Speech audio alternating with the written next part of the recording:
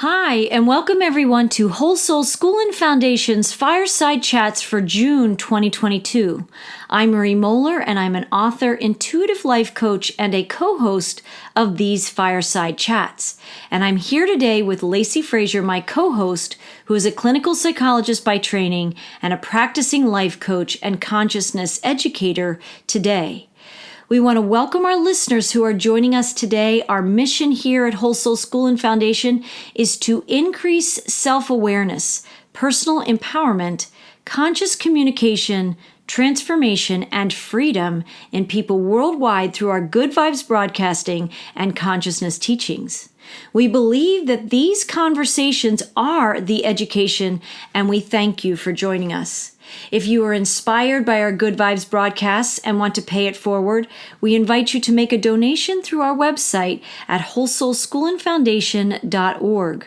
You can also support our mission and vision by visiting our shop on Bonfire.com and purchasing some great designs on a variety of apparel. Lastly, I want to thank our amazing donors who support us and our greater mission so we can continue to grow and create our vision for a world that is so ready for positive change. We send our appreciation to our supporters for your generous donations and adding your positive energy into our intentions of empowering people to courageously and steadily transform their lives. And so without further ado, I want to welcome everyone and welcome you, Lacy, to our Fireside Chats conversation today. So thanks for joining me. Absolutely. We have covered the hero's journey over the past year, the past 12 months, right? Last month, we spoke about bridges in our transformation processes in our lives. And this month, world events unfolding and things still to come are really characterized by the deepest qualities of change and transformation. Our world has been in a kind of metamorphosis at the very least since March of 2020 when COVID came onto the scene. And we have been in a chrysalis of sorts ever since, going through a personal and global transformation, whether we like it or not. So we thought we might focus today on a story and a metaphor for the process of change that may add to our growing language and our growing and increasing self-awareness in this process of global change and personal growth that seems to tenaciously and persistently continue to expand and unfold. So let's talk a little bit more about that today, Lacy. Would you lead us off with this story that it sounds like it's something that you maybe teach or share with clients, and I think it might be helpful for people to have this language and this awareness in their journeys right now. Yeah, absolutely. This is a story that it's called the Teacups story, and it is by an unknown author. And I love this story in the sense that it really is such a metaphor for change and transformation and sort of trusting that process. And I think there's no time like the present on our planet to embrace change and transformation as best we can. And we will also talk about some of the qualities and skills that one needs to sort of weather some of the storms that are happening today. So I'd love to read this story and then we can jump off and talk about it. The Teacup story. There was a couple who used to go to England to shop in the beautiful stores. They both liked antiques and pottery, and especially teacups. This was their 25th wedding anniversary trip. One day in this beautiful shop, they saw a beautiful teacup. They said, "May I see that? We've never seen one quite so beautiful." As the lady handed it to them, suddenly the teacup spoke. "You don't understand," it said. "I haven't always been a teacup. Oh, there was a time when I was just red and I was clay. And my maker took me and rolled me and patted me over and over. And I yelled out, 'Let me alone, let me alone.' But he only smiled and said, 'Not yet.' Then I was placed on a spinning wheel," the cup said. "And suddenly I was spun around and around and around. 'Stop it, I'm getting dizzy,' I screamed. But my maker only nodded and said, 'Not yet.' Then he put me in the oven. Ah, I never felt such heat before, the teacup said. I wondered why he wanted to burn me, and I yelled and knocked at the door. I could see him through the opening, and I could read his lips as he shook his head. Not yet. Finally, the door opened. He put me on the shelf, and I began to cool. There, whew, that's better, I said. And he brushed and painted me all over, but the fumes were horrible. I thought I would gag. Stop it, I cried. But he only nodded and said, not yet. Then suddenly he put me back into the oven, not like the first oven. This one was twice as hot, and I knew or felt I would suffocate. I begged and I pleaded, I screamed and I cried. All the time I could see him through the opening, nodding his head, saying, not yet. Then I knew there wasn't any hope. I would never make it. I was ready to give up. But the door opened and he took me out and placed me on the shelf. 1 hour later, he handed me a mirror and he said, look at yourself. And I did. I said, that's not me. That couldn't be me. It's beautiful. I'm beautiful. I want you to remember then, he said. I know it hurts to be rolled and patted, but if I had left you alone, you would have dried up. I know it made you dizzy to spin around on the wheel, but if I had stopped, you would have crumbled. I knew it hurt and was hot and disagreeable in the oven, but if I hadn't put you in there, you would have cracked. I know the fumes were bad when I brushed and painted you all over, but if I hadn't done that, you never would have hardened. You would not have had any color in your life. And if I hadn't put you in that second oven, you wouldn't have survived very long because the hardness would not have held. Now that you are a finished product and you see your beauty, you are what I had in mind when I first began with you. And it says author unknown. Author unknown. So, when I read that, I just get it's such an overwhelming reminder of trusting the process, that there is a process going on, and that when he says, you would have dried up, or had I not done this, you would have crumbled had I not done that, you would have cracked had I not done that, you wouldn't have had color in your life had I not done that, your hardness would not have held had I not done that. He's asking the teacup to trust in this larger process, that there is a purpose to it all. Even the most grueling, even the hardest times, the traumatic times, the times that make us feel like we are burning up, that our life doesn't make sense, whether that's through trauma or tragedy or simply deep suffering, So I think this story, I wanted to bring this story into our conversation because clearly, as you mentioned in the introduction, we've been going through sort of an experience like this teacup in our world over the last 2 years, 2.5 years, almost 3 years now. Right? And I think that I want to help our listeners. I want to remind our listeners through this conversation, lots of things, to trust in the process, to understand that things are happening in order to stretch us and mold us, help us shift and change. And maybe most importantly, to call on ourself, to ground ourself, to anchor ourself during these challenging times. Yeah, and it's a great story because I think many people feel pulled and stretched and squeezed, and and I think if we were that teacup and say we have traits of inflexibility or lots of attachments, or what you hear the teacup, it can't be attached to any one of those stages of what's happening to itself because there's another stage coming, right? There were just each of these components made it what it became in the end. And I think we're all in a process of becoming, and that's been true of humanity for a long time, but we are living in a time where big things happen, right? Throughout history, there have been these significant moments in different parts of the world where big things happened. And we are living now globally an experience where big things are happening a little bit of everywhere, right? So everywhere that the sun touches, change is happening. And it really calls up, like in our conversations, as we have talked deeper about the stages of the hero's journey, we're always talking through the lens of the hero's journey, the heroic soul, this process. If we don't have skills in a particular aspect of the journey, right? Well, this is your perfect opportunity to grow some, right? That's your perfect opportunity to expand into learning some new skills. If you feel like, but I don't know what I'm doing. I don't like the uncertainty. I don't like feeling stretched and the not knowing.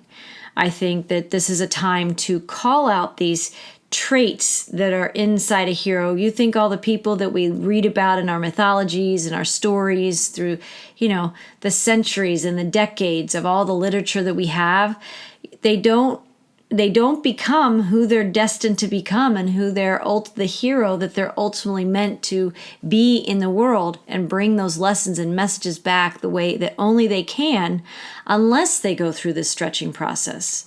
Right. So I think that's a great story to at least... Because that teacup could never have become the teacup without all of that hardship, and I think I printed off several kind of character traits and words that really speak to probably what we need inside of ourselves to move through these times. Right. And what that teacup clearly wish it had known, or the traits. Or what it became the process, right? Yeah, exactly. And one of the first words that I wanted to talk with you about, and you're kind of bringing it up energetically, is the concept of resilience. We use that word kind of, maybe we use that word and we don't really know what it means all the time. But I want to read the definition and then talk a little bit deeper about what that word means to get us started here. Please. So resilience means the ability of people to bounce back from adversity.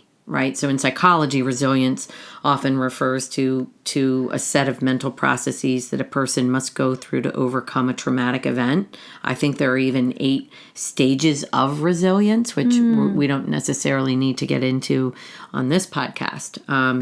But, one of the things that I believe is that resilient people, they don't only come out of adversity stronger, but they often find meaning in the experience itself and they grow from it. Resilience is not only about recovering, but it's also about sustaining and growing.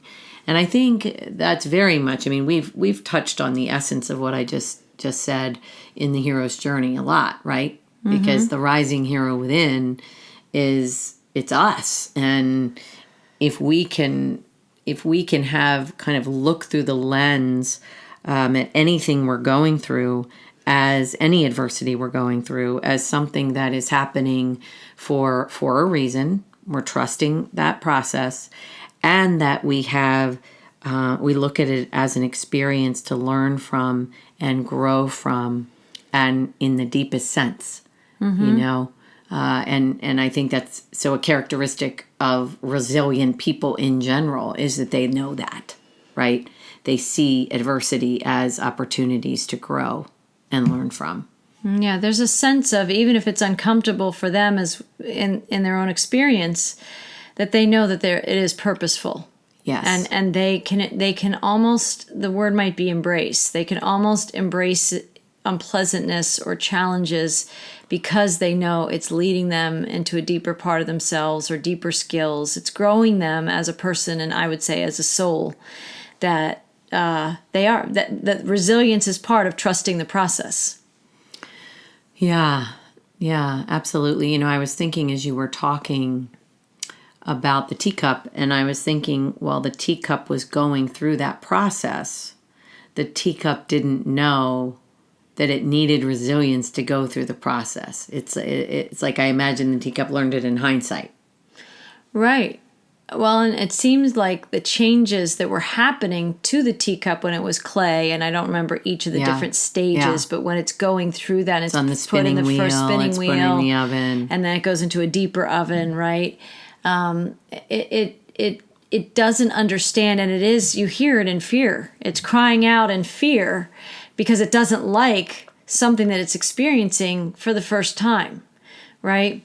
And yet it goes through the experience anyway because it's maker, right? And we can talk about that as a metaphor of an artist. We can talk about that as a metaphor of a writer. We can talk about that as a metaphor of a filmmaker or a storyteller, whatever it might be. Yeah. But it can also be, the bigger maker, right? The grand creator, which some people may call God or the living universe or whatever people's language might be for that.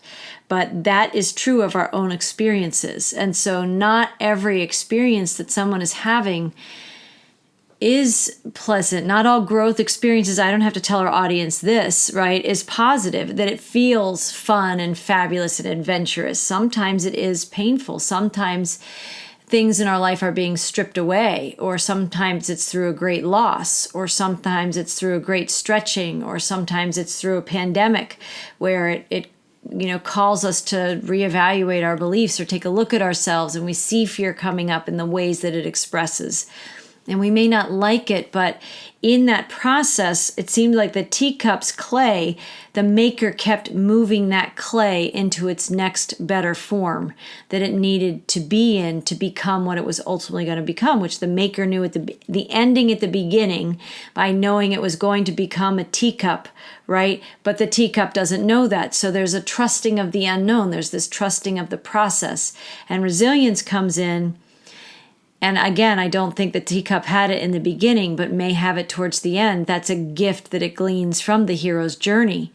But those that have been on multiple rounds of the hero's journey recognize the signs of this situation calls for some resilience, right? And resilience to me also is an aspect of flexibility because you have to suspend your judgment. You have to be discerning and suspending your judgment at the same time in any experience, trusting the process that you are being led to something greater. There are aspects that you said there's 8 stages of resilience, this particular website or, where you got that information from. There might be different stages of even any one of these words we're going to use. And I think it probably does break out into other aspects of itself. But I think resilience is part of that being incredibly flexible to experience things you may never have before, while also being discerning and knowing your sovereign choice to make choices. In this story of the teacup, the clay doesn't have much choice because the maker has a plan for it, right? But I think in the larger context, we are the creators of our lives, and we can make choices in that resilience if we even know to be looking for resilience. And that's part of why we podcast like this, Lacy, is to give people a language if they are experiencing something uncomfortable, if they are feeling stretched, if they haven't had this language before and somebody's saying, well, yeah, tell me something good that's going to come out of this, right? Which could be the pandemic. It could be the loss of a job or, families falling apart or people having to move to different parts of the country or the world just because work has been more challenging to find in these times. Whatever it might be, people might say, tell me what's positive about this, right? And the resilient soul, the resilient heroic soul, may be in the midst of it. They don't know what's so great about what's happening right now, but they're flexible enough to allow it to play out while they're also conscious and discerning enough of their own choices that can guide a more positive experience than just being the victim of their experience, right? So in the story of the teacup, they don't get into all of that, right? The reactive creator and the conscious creator and all those things. That's not quite the metaphor. But I still think when we're thinking about resilience, I think when you're an empowered creator, when you're an empowered heroic soul in the journey, you can embrace the qualities of a resilient soul if you know to be looking for them. If you don't know to be looking for them, you may in fact feel like a victim, which is how I think the teacup starts out speaking like, wait, no, don't do that, right? I'm afraid. I'm afraid.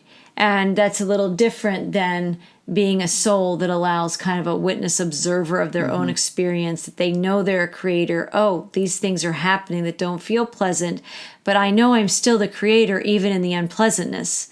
So I can be able to create the next best choice and experience for me as I grow through this. Yeah, and that's part of resilience. Absolutely. I was thinking about, I just had an image of this particular teacup on a shelf, right? In all of its beauty being done. Yeah. And then watching the maker make the next teacup and kind of yelling from afar, don't worry, trust the process. It'll be okay. Right? Right? And that's the mentor kind of in the hero's journey. Right, exactly. Because when the teacup's in it, if it's never been through it before, like you said, it's reacting out of a state of fear because it's dealing with the unknown. Well, and I hear this process as having watched several kids go off to college and being in college orientations. They're kind of saying the same thing. The kids show up as freshmen, right? Whether it's high school or whether it's college, or kids who are entering a new school situation. Maybe they've moved, but I'm going to use the metaphor of preparing for college because I just was at a college orientation process.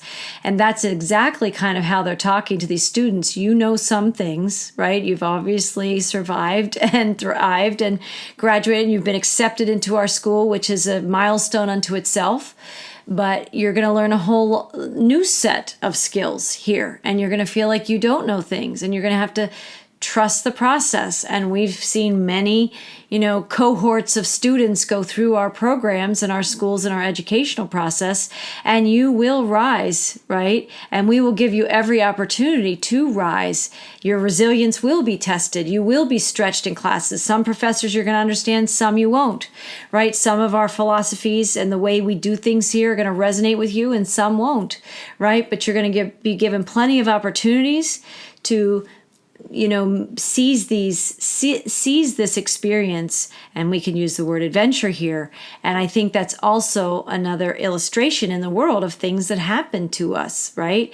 That could also be if you start a job for the first time. You've graduated now and you're getting your first job, and you haven't worked and you haven't had a paycheck yet, but you have people in your organization or your company that are going to say, don't worry, we do have a process for doing things. You're going to learn as you go, right?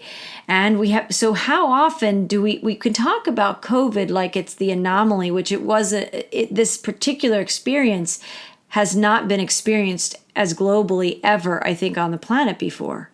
But in the same vein, it calls up similar skills that if you know there's a mentor somewhere here, if you know that I can recognize that I'm on a call to adventure and I'm leaving my ordinary world, right? If we're aware that there's going to be tests, allies, and enemies in the journey, when you have the hero's journey and you have the language in your back pocket, right? Then when these things come and you are in a new situation, you hear them inviting you to trust a process that you haven't yet entered. They're definitely forecasting it, right, into your experience. You don't know what you don't know. But if there is a sense of adventure and you have that heroic soul presence inside yourself, you can tap into the energy of resilience, even if you've never experienced that thing before. And if you really think about your life, you made it through kindergarten, you made it through first grade, right. You were on the soccer team, you tried out, this club or that club, or you joined a choir. You have tried new things before, and you've come through those experiences. And I think it's important to draw on, you've had many times, if you're listening to this, I bet your resilience has been tested in other ways. And we might have this, some people might have this language and more the victim consciousness of this terrible thing has happened, right? This experience on the planet globally, this pandemic, we've never dealt with that. And the fear of the clay could be saying, wait, don't do this, don't stop. And the fear is talking. But we can also go inside ourselves, which, some people did, and say, we don't know what this is, but we're going to ride out this storm. And people who can meet that more confidently, more resiliently, and more courageously are people that have this language that can admit and say, I don't know what this is, but I know I have within me whatever I need. And there's something that does, yeah. Yeah, and that's kind of a nice segue into a word that kind of describes what you just said, which is fortitude. The definition of fortitude is strength of mind that enables a person to encounter danger or bear pain or adversity with courage, right? Which is essentially what you're saying. So in other words, sort of resilience is our ability to bounce back from adversity. And I think really because we find meaning in experiences, and we set an intention, or we're looking through a lens in which we're willing to grow, right? We're willing to evolve. We're willing to expand ourselves through this experience, through the adversity. And fortitude is kind of more describing having the strength to face whatever we need, to have the courage and the strength to face whatever we need. It's a component, I think, in my view, of resilience, right? We need the fortitude for the resilience. And fortitude feels, to me, very sort of a deep grounding, a deep anchoring ourself. It's deeper than strength. It is. Right. If you think about the root word fort, yes, in fortitude, I was just thinking that. It's the quality of being a fort. I don't want to say fortress, like a fortress that boxes out everything else and goes into deep defense mechanisms, but a strong structure, right? A strong foundation. You have a strong fortitude inside yourself that's a strength that is acquired in the journey, right? A lot of times people say, well, I don't feel strong. Well, if you don't feel that now, you're growing it, right? If you don't have it, you're growing it. That's what these experiences offer to us. Well, and also when you said it that way, it made me think about how the strength may look like vulnerability. Right? So it may be that a fortitude in someone. I really like the energy of fort. Like you're grounding, you're preparing, and you've got courage. You're going to face whatever you need to face with fortitude. But there's also having sort of strength and a willingness to face it in being vulnerable. That may be the strength that... A willingness to be vulnerable and humble in a time of when you don't know what you don't know, or you don't know how it's going to play out, and you certainly don't know what your experience of that is going to be. But there can be a deep strength in admitting that you don't know, but admitting that you do have the stuff inside to rise to the occasion and move through whatever that is. I mean, I'm not a history buff, but I would imagine people who are deep into history or think about historic or biblical events. There's plenty of times in history that we can look to those people, and we don't have memory maybe of being there, but real people lived through those real experiences, and we can only imagine what they were facing in their time. I mean, we see these movies of time travel, right? Where people fall through time, and there's brutal times on this planet. There's been a lot of times where they were displaced from their homeland and they had to go find another place to live, or floods came, or different things have happened. We're not the first humanity, right? The first collective to be alive at the same time, to go through something that changed the course of consciousness and the planet forever, right? We are resilient, and in a way, if I speak a little more spiritually, our ancestors our human ancestors have had a fortitude and a resilience in times past that we can draw. It's what Joseph Campbell talks about. Right. You can draw on the strength and the fortitude and the character and the courage and the resilience of people who've transcended times like these before. I think that's what makes people's faith so very strong, is when they're being tested, a lot of people turn to sacred texts. Yes. Right? To hear about somebody who was tested to the nth degree and they made it. They have no idea how they made it, but their faith combined with God or spirit or angels or whatever it is in their language and in their faith, that they see that people transcended whatever that impossible situation was. This is a silly kind of example because you're talking about sort of much deeper and a more spiritual approach. But what came to mind was, I remember when our kids were little, And, they're 2, 3, 1, 2, 3, 4, 5, and you're on the playground and you're exhausted, and because you've got 2 or 3 little ones you're watching, and then I remember watching a family walk by who had either teenagers or kids who were off to college, right? Right. And I would beg for a conversation with them, because I would ask them, how did you make it? Like, oh my gosh, you made it. If you can make it, I can make it. There Right. is and this is just obviously metaphoric, Well, but just it's meet the mentor of like somebody else has made it and been through it, and you will too. it is possible, It is possible. in those moments, I remember calling up that feeling of no. There are people on the planet, parents on the planet whose children have gone off to college and become grown-ups. Right. But when you have a 2, 3, and 4-year-old, you're not feeling that. You're like not even imagining what that could be like. Yeah. So a little different, but a different kind of metaphor. But it's true. I think people call up whatever it is when they can imagine that it helped probably to hear the stories of people who've gone before them in some way. And however we find that in our lives, if it works for you, I mean, this is part of claiming your fortitude. Yes. Sometimes people feel weak or that they don't have the strength. But if you look at your life, there are so many things we've transcended. I remember somebody gave this speech a long time ago. It was like, it might have even been in a church service. But someone was talking about, you've already won because you had to beat out millions of other sperm even to be here, right? So talk about resilience, right? Right? And if we can draw as far back as that into our experience, I'm sure somewhere in preschool or somewhere in your young childhood, in your infancy, or maybe in your first days in school, or maybe in your first play, or maybe in your first soccer game, or whatever it might be, you can think about moments where you were scared then too, just like times like these might elicit that same kind of fear response. But if you think about, how did I get through that? Whether it was a sporting event, I mean, we all know what I'm talking about. Where there was fear, you had to give a presentation. It was the first time you had to speak up in front of the head of the class, right?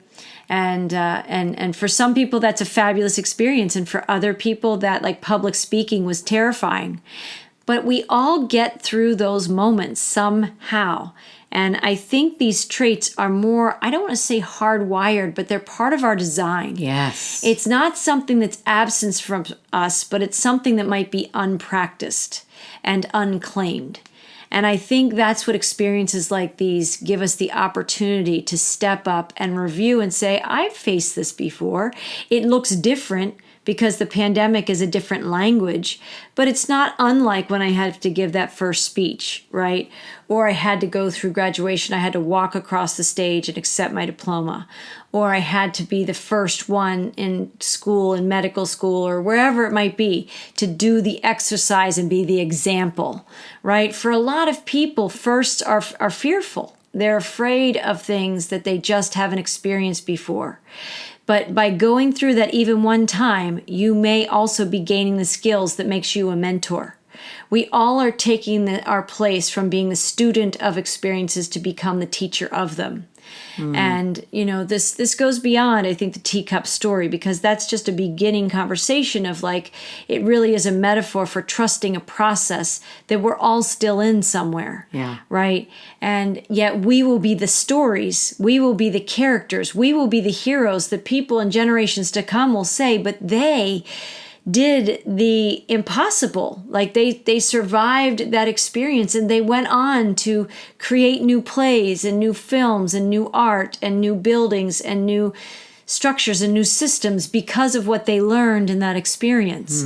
We are having a renaissance on our planet, even if people don't know that. I would imagine the things that seed opportunities for renaissances of consciousness and art and innovation and all those things, I wonder if they do follow challenging years and times on the planet as well. After humanity gets exhausted with something, we seem to find our way into a period of great creativity.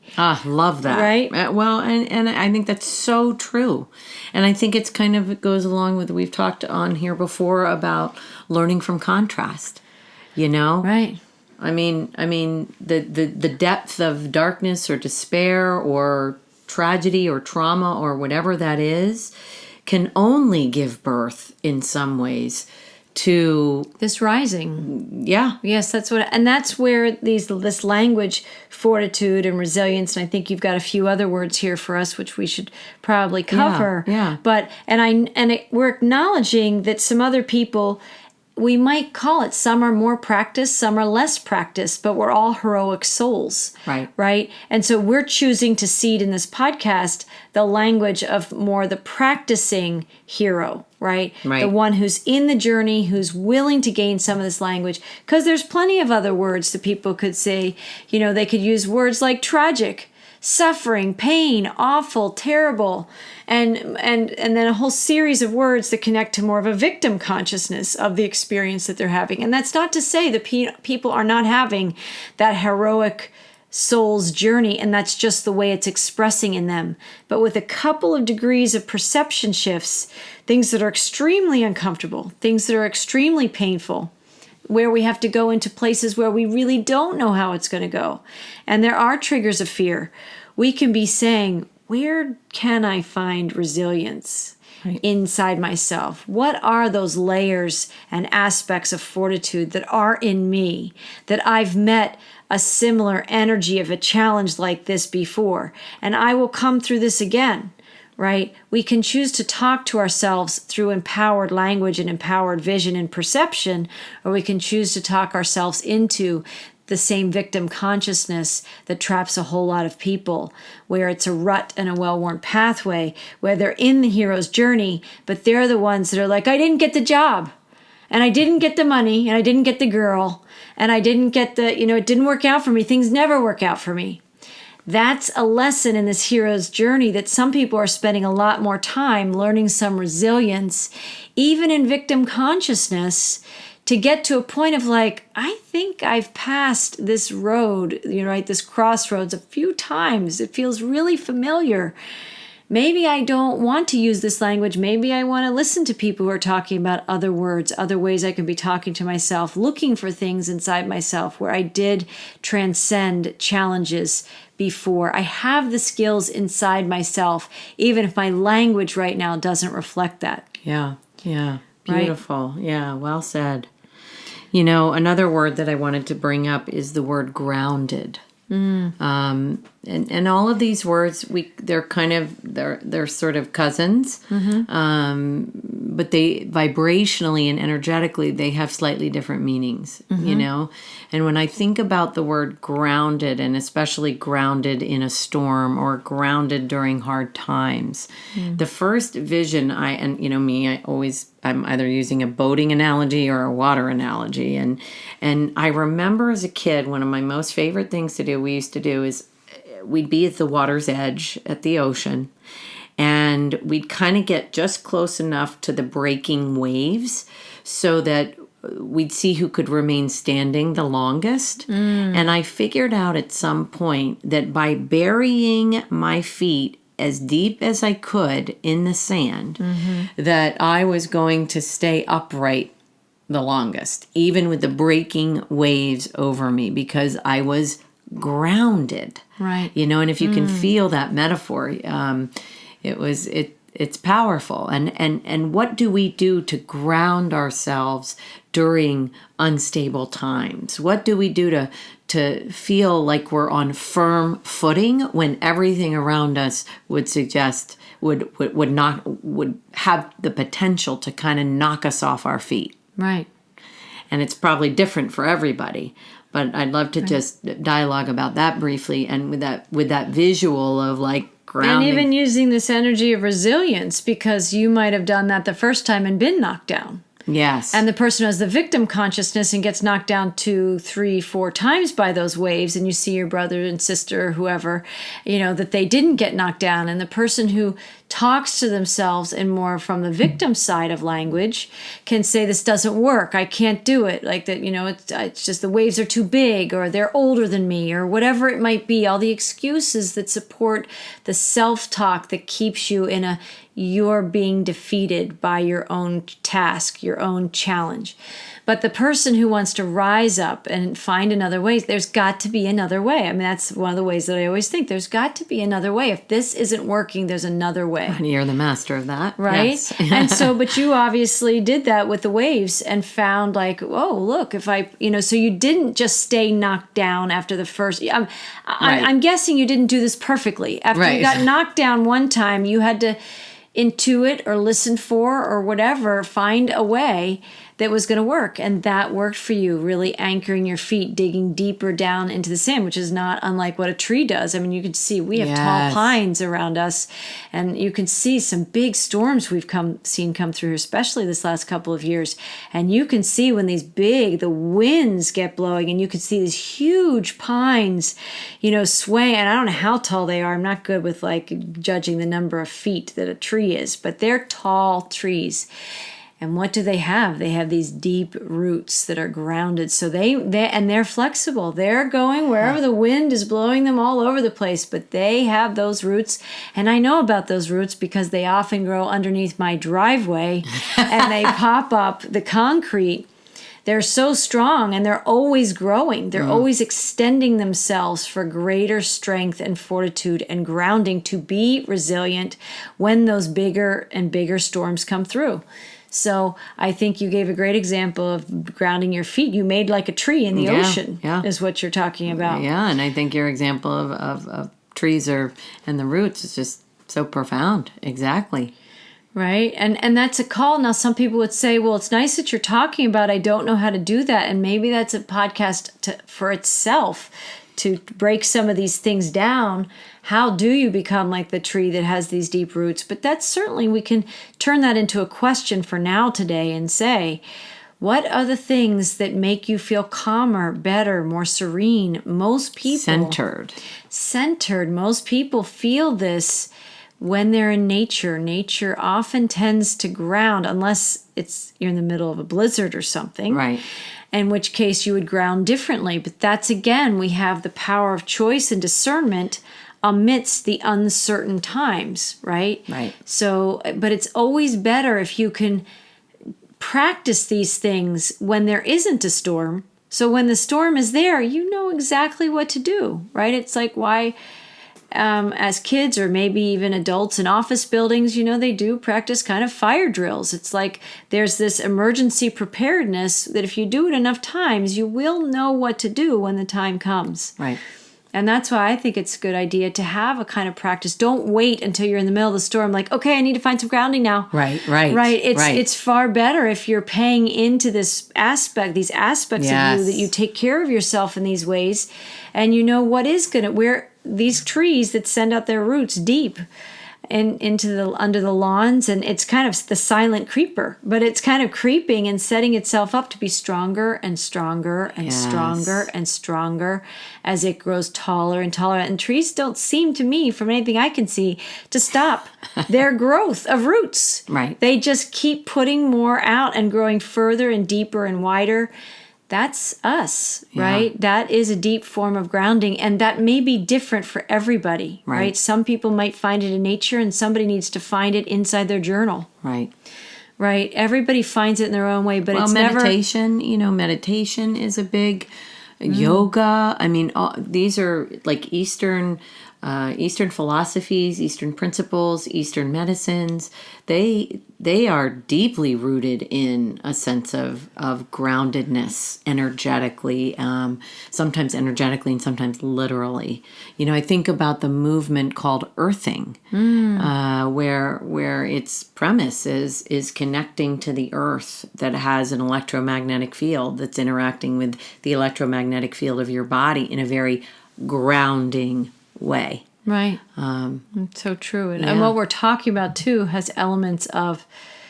These are more ancient traditions or ancient wisdom, what we're talking about. And I think in this way, humanity is kind of young in its consciousness because with all of our technological advancements, we've forgotten sometimes these deeper ancient practices that do ground us in our spirit. Yes. Right? So it's not enough just to... like if you were to prepare for a storm and tie things down, or, if you're on a boat and you sent your anchor down, but there's probably more things to do other than just those things. It's a little bit more of a holistic preparation process, and grounding can be like that. Yes. Right. So, I think we are still in a kind of a storm, and maybe we can say stormy times. And I think we have learned to grow a kind of resilience through this fortitude and this groundedness, and allowing ourselves to not be attached to like, when is it going to be over? Because a lot of the questions you ask is the kind of the vibrational template that you're setting. And I think when people are rushing a process and they really uncomfortable and they ask questions like that, those are the kinds of questions that also come from people that are a little less grounded, versus somebody's like, the storm is here and we're going to ride out the storm, and I've got my grounding inside me, and the storm will be done when the storm is done, but I am okay. You hear the difference between the people who are talking and agitated and frustrated and pushing at it and fighting with the storm, or mad that it's happening, or blaming people that it's happening, or blaming Mother Earth or Mother Nature, whatever. And I think we learn when you get deeper in this journey and you acquire more of these skills. And if somebody's talking that way to themselves, it's okay. Just notice it. Right. And notice the difference between how you're talking to yourself and other people around you. It might not be everybody, but you might see some folks, if you just review who is calm in these storms of the last few years, right? Right. That might be, you don't even have to have a conversation. You might just notice them as a mentor, right? They're teaching and modeling how you can be grounded. And what are the kinds of things? Maybe they take a walk on the beach every day. Maybe they go for a hike in the mountains or on the nature trails. Something about what they're doing is growing those roots. And I think, like, just to round us out into the last word that I'd love to cover, which I think in a way encapsulates every word we've done so far, is this word empowerment. And you've used it several times so far today. And I think about that tree, that's growing its roots. That tree is grounding itself and growing its roots. It's not counting on the tree next to it to grow its roots, right? It's counting on itself. And I really see that word empowered, that inner power, that personal responsibility for myself and how I think and how I feel and how I behave and how I walk through the world, is really, really important. It's sort of, I call it kind of inside out living. We are evolving and learning to tap into our own inner strength, inner fortitude, inner resilience, inner groundedness, right? Mm-hmm. And when we do, we feel more empowered. We realize that the power lies within us to create our own reality, to experience life on our terms, as opposed to believing that power lies outside of ourselves. Absolutely. And that to have that bigger picture vision, it's kind of like an umbrella perception. It's kind of, definitely more of an aerial view. The empowerment is, again, more like resilience. That's something that you glean on the other side as you've come through it and you're kind of in a review process, right? You can see this empowerment that grew inside you when you weren't focused on empowerment. It's when you were in the storm and you were doing, engaging in these practices of grounding, and you were stepping up with greater fortitude and allowing the process and trusting the process inside yourself. And you got blown down by the wind, or the waves took you down, or, a loss in some way might have taken you down, or a challenge in some way shattered the way that you'd always done some things.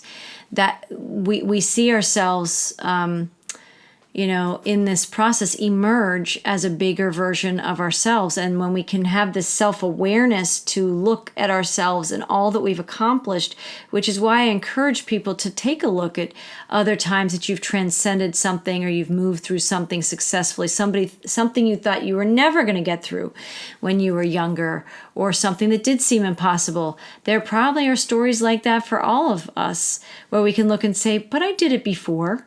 Where is the self-talk coming from? Which is that inside that little self, right? The little awareness of self, more the ego speak inside us that will tell us, you can't do these things, right? Or this is impossible, or the world has never faced these things. And there's a lot of fear conversation, whether it's with yourself or other people around you.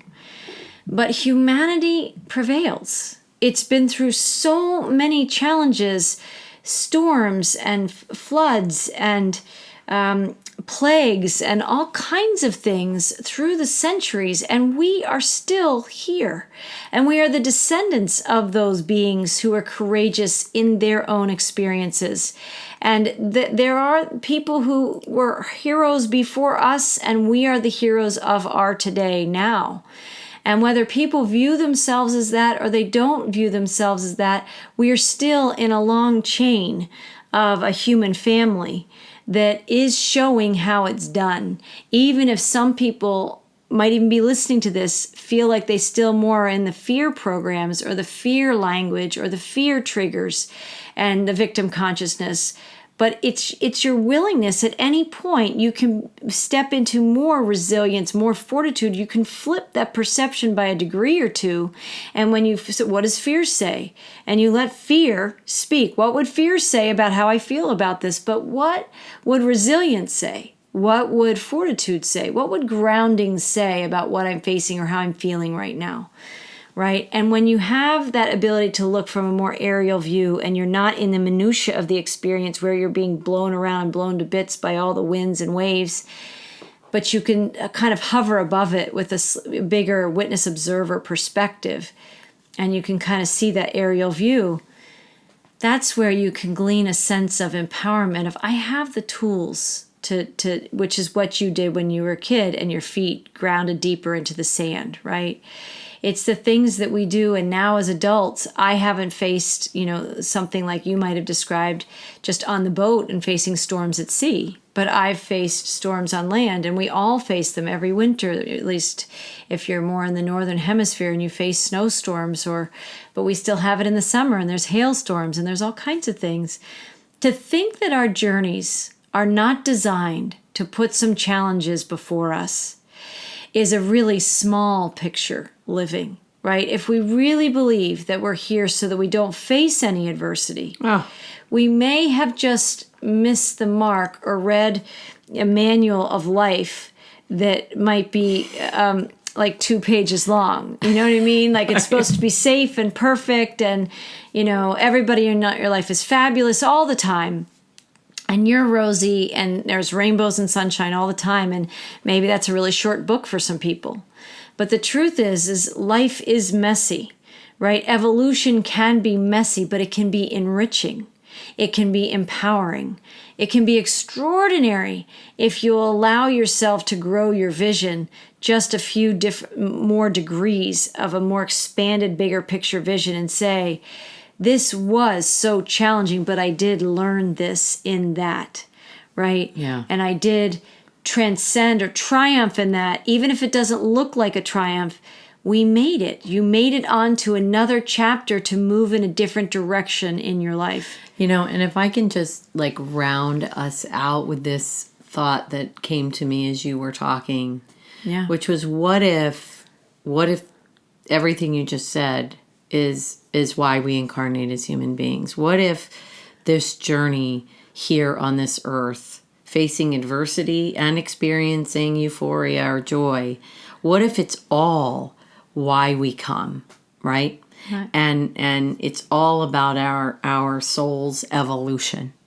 It's paradigm shifting. Yeah. If you think that the world is meant to be to tuck in as tight as you can to be safe, and to try and either control things, or you want to only experience things that you've already known. Right. It's not really why we came. And I think people, when we have these great challenges, I think the greatest, didn't we have that as a quote in one of our previous podcasts? It was something about the highest the climb, the greater the view. Something like that, right? Yeah. And I think the more challenges humanity's growing through, the greater the bliss is on the other side of that. Right. And if this leads into an epic renaissance period of time of new creation, people really embracing life. There's so many people that, I know we're rounding this out, but people often who resist the hero's journey stay in the little job, stay in the little picture, stay in this little small world, the ordinary world of the hero before they set off on the greater adventure. And they just want things to be safe. They just want to know that they're going to have that paycheck. They just want to know where they go Monday through Friday, 8 to 5, as a metaphor. Not everybody works that schedule, but people know what I'm talking about. Yeah. They want the safety and security of the predictability of their smallness of the life that they know. And people who begin to wake up, and the shake-up of the last couple of years was to shake up the familiar, was to boot people out of their ordinary worlds where everybody got the invitation. Some people may still be talking about how unfortunate this was, that this has unfolded. And I'm not saying I'm celebrating COVID. No one would say that. But anything, if it's a job loss or a loss of a loved one or whatever the things that shatter our lives, we all know the different ways that that can present itself. And yet, whatever those things are that shook up your life and shook up your perceptions and shook up how you move and you act and you believe and you step into experiences, this is designed to be a global shakeup. It is a time, in my opinion, where it's really promoting and summoning a shift in consciousness. I think it's designed to make us grow like other planetary shakings of other times in our history, right? And some of us will hear that call and really step up to be leaders and people who move into this renaissance with resilience, with fortitude, with grounding, with this sense of empowerment, and lead by example because they discovered something in this process and they will seed that into the collective skills of humanity, right? And we will be able to, other future generations will draw on the strength that we're generating now. It's like we're a generator right now of future generations' strength and fortitude and resilience, just like other human beings have been for us, that we can draw on that. And those are the roots of the trees that really go back ancestrally, like an ancestral tree of humanity goes back, farther back than we even think. And we do triumph. Some people pass into, back into spirit. And that's something, that's a spirituality conversation. I mean, people have been talking about that for forever. Like, what do you believe in the afterlife, right? But I'm just saying, in our world, we have an opportunity every single day to be an instrument of a heroic soul's message for the world of how did you participate in the great renaissance of the 2020s? It's a really good question. How did you participate in the Renaissance? What was your art? What was your gift? What was your purpose and your role here? How did you help others move through that time in a way that was more positive, more empowering, more resilient, and all these things? And I think, it's important for us. I think we have our themes and we've covered a lot of these messages about the 12 stages of the hero's journey with Joseph Campbell, and people can go back in the archives and pull up by topic something that's going to resonate for you, because you might need to hear about the ordeal again. You might need to hear about that we have mentors. Who has a mentor? Go listen to some of those podcasts. But sometimes, and I think we're right now still listening for what Fireside Chats is truly designed to be now going forward. It's in a renaissance period of itself. And I think just being messengers that we're listening for kind of the pulse of humanity and what are people going through and the things that we're facing individually and as a collective. And then knowing that there will continue to be things, I think, in this window of time. It's like we've analogized this, and I know we're wrapping it up, Lacy, I'll just say, of like a childbirth. It's messy and beautiful at the same time. And I think we are going through this kind of renaissance and this birth of sorts inside ourselves, from one version of ourselves to another version of ourselves. And if we can allow ourselves to say challenges are normal, stretching is part of the process, having to let go of things that we would have insisted that we must have, but that now no longer serve us. if we would give ourselves permission for those to be natural elements in the process, right, then we can tap into this deeper ancestral tree of energy that we're a part of, and that we get to make our mark with how we choose to be. And we can either be people who continue to sort of say the sky is falling, the sky is falling, and maybe humanity needs people who are saying those things because people will learn and grow from their encounters with that experience. But some of us are going to say, I don't feel like the sky is falling. I feel like we're going through some growing pains, some labor pains maybe, but I'm excited to really tune into how do I want to participate in the change that's happening, right? And some people will be able to participate at that level too. And we want to be a voice of the different ways that people could be experiencing these times. We don't want to make people's experience wrong. We certainly want to invite people, if you're speaking in a way that makes you more fearful of yourself, right? This is a time to say, I might need more language. I might need new bridges if I don't know what they're talking about. And you can tap into a lot of the conversations that we've already had and the conversations that we still will have, because we are going to continue to talk about these aspects and traits of the hero that are here for these times as we reshape and we reform and we rebirth a planet into something greater than it is right now. Yeah. Yeah. So, wow. I'm from a little speechless. Right? Yeah. From teacup to the rebirth of humanity. Right? You never know. Never know where we're going to go. You don't. And that's the beauty of conscious conversations. Yeah. And so I want to thank our listeners, of course. Thank you for joining us. We hope we've planted some seeds for you to think about where are you in your language, in your process, in your challenges, and in your own renaissance. And we will be back again in July for another Fireside Chats. And until then, we always invite people to feel free. If you want to seed a topic, something that's near and dear to your heart that you'd like to hear us speak to or bring some of those topics into future podcasts, we will. And visit us at wholesoulschoolandfoundation.org, where you can donate there. You can shop our apparel. You can take a look at how you can support this small operation now that still has big aspirations and bigger visions in this renaissance. Whole Soul School and Foundation and Good Vibes Broadcasting has a much bigger purpose to be a messenger for the renaissance in a way at hand of what's happening. So keep tuning in, and we appreciate all of our donors and people who support us, and even the comments people make where they add their energy and their appreciation for the things that we are doing at this point. So we wish everybody a great end of June. And here in the United States of America, we celebrate July 4th in just another week or two. And that's another honoring of kind of a celebration of independence and resilience and grounding and other people who went through some big things in history. And they came out the other side to claim their liberty and their sovereignty. And so these are themes I think we're going to be working with for quite some time. So blessings, everyone. We'll see you soon.